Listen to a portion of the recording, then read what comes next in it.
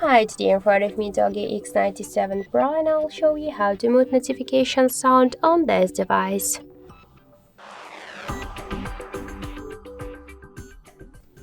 Let's first open the settings and then tap to the sound section.